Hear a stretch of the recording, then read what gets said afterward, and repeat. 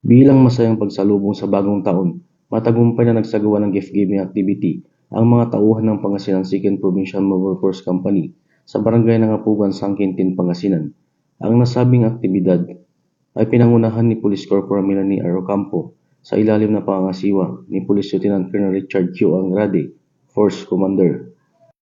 Sa aktibidad na mahagi ang kapulisan, nakabuuang 18 sako ng bigas na tag 5 kilo, 120 laruan at 50 tuwalya para sa mga bata at pamilyang residente ng barangay.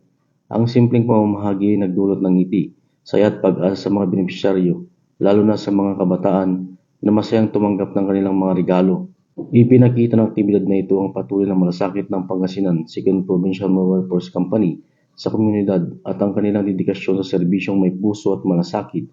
Sa pagsisimula ng bagong taon, naway magsilbing inspirasyon ang gawaing ito upang higit pang magpatibay ng diwa ng bayanihan, pagkakaisa at pagtutulungan sa komunidad. Mula dito sa Picadillo, Ilocos Region, ako po ang inyong Police News Network Correspondent, Patrolman Dennis Carenal, alagad ng batas, tagataguyod ng Balitang Pulis.